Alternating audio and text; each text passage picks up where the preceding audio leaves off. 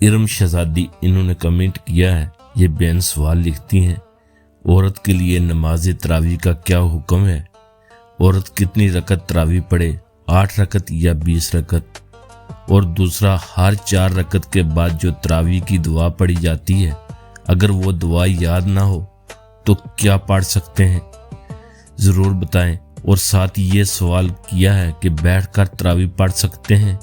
बहन ने बहुत ही अच्छे सवालात पूछे हैं। पहला जो सवाल है, बहन ने पूछा है कि औरत के लिए तरावी का क्या हुक्म है और कितनी रकत औरत तरावी पढ़े, 8 रकत या 20 रकत? औरत के लिए भी यही हुक्म है जिस तरह मर्दों पर इस नमाज का पढ़ना सुन्नत मुक़द्दा है, ख्वातीन पर भी इस नमाज का अदा करना सुन्नत मुक़द्दा है। यानी मर्द मस्जिद में नमाज तरावी अदा करते हैं, ख्वातीन घर पर तरावी की नमाज अदा करेंगी।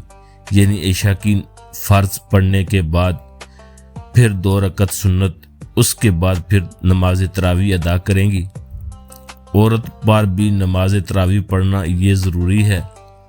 ऐसा नहीं है कि ये सिर्फ मर्दों के लिए ज़रूरी है। और दूसरा, तरावी की नमाज 20 रकत है, 8 रकत नहीं। ख्वातीन भी 20 रकत ही तरावी की नमाज अदा करेंगी। जिस तरह मर्द मस्जिद में जमात से 20 रकत तरावी की नमाज पढ़ते हैं, इसी तरह इस्लामी बहनें भी घर पर 20 रकत नमाज तरावी का इत्माम करेंगी और 20 रकत ही पढ़ेंगी।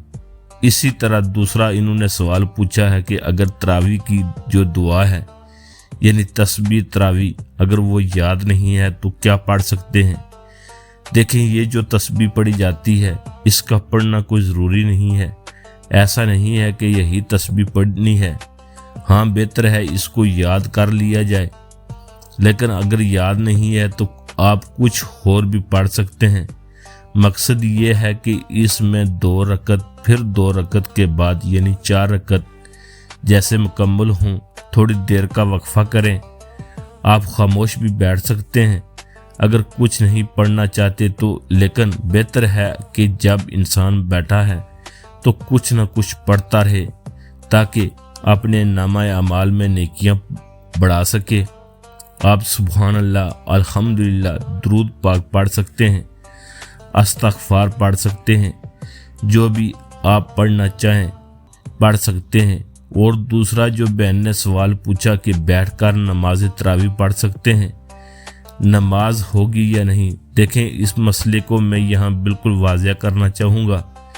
फ़र्ज़ नमाज, वाजिब नमाज, अगर बगैर किसी हुज़्र के आप बैठ के ये नमाज़ें पढ़ेंगी तो आपकी नमाज़ें नहीं होंगी।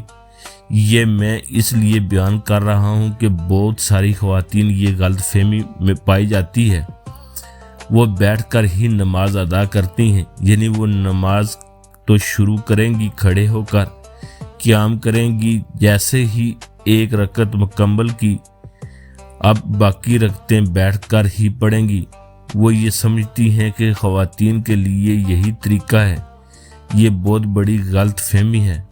नमाज फ़र्ज़, वाजिब, वितर और फजर के 2 रकत सुन्नत और ए-दीन की नमाज, इनमें क़याम करना ये फ़र्ज़ है। अगर बगैर किसी उज़्र के आप बैठकर ये नमाज पढ़ेंगी तो आपकी नमाज नहीं होगी। देखिए, इसमें उलमा का इख्तिलाफ है। बाज़ उलमा कहते हैं कि बैठकर नहीं खड़े होकर पढ़ेंगे, इसमें क़याम ज़रूरी है, लेकिन बाज़ उलमा कहते हैं कि बैठकर भी आप पढ़ सकते हैं, ये नफल नमाज है। हाँ, इतनी बात ज़रूर है कि सवाब में कमी ज़रूर है। यानी अगर आप बैठकर तरावी की नमाज पढ़ रहे हैं तो सवाब में कमी होगी। मुझे उम्मीद है कि आपको मेरी बातें समझ आ गई होंगी। अस्सलामु अलैकुम व रहमतुल्लाह।